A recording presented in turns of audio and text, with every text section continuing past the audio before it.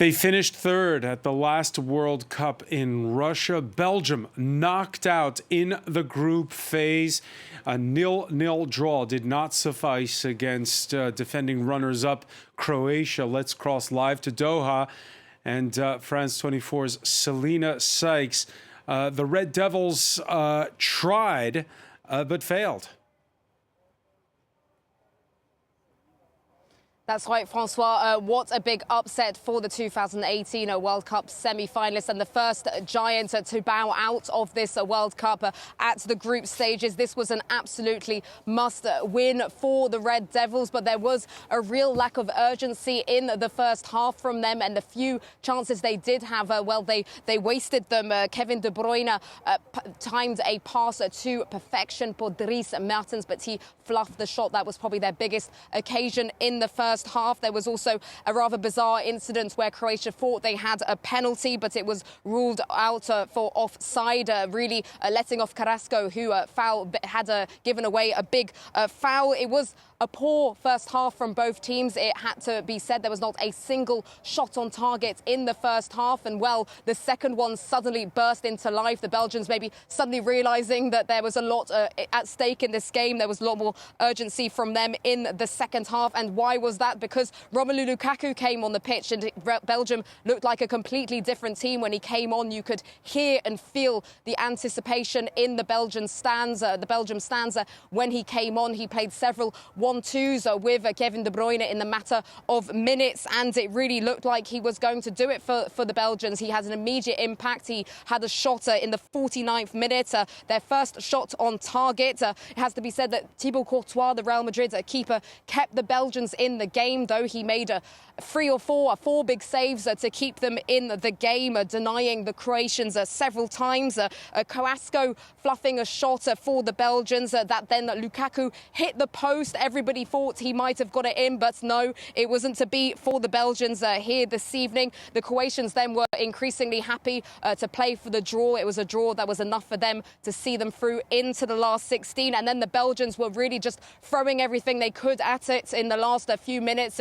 Eden Hazard, their talisman, coming in the last 5 minutes, though probably too late for him to make an impact. Romelu Lukaku had another very big opportunity just before the final whistle went off, but he failed to control it as it came off his chest. It was really an open goal for him if he'd managed to get the control. Suddenly 16 shots from the Belgians, and just the 3 on target.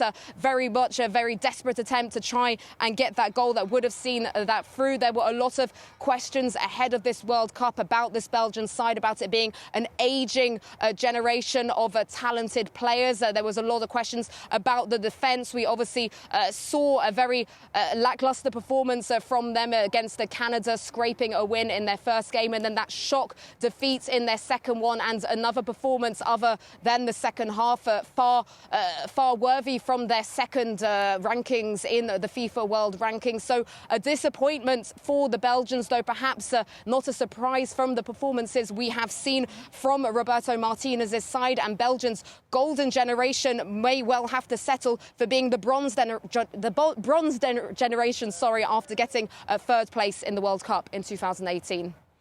Yeah, first big team to go out at this tournament, as you say. Selina Sykes, many thanks for that live update from Doha, where we can stay, because in that same group, well, Morocco qualifying for the knockout phase for only the second time.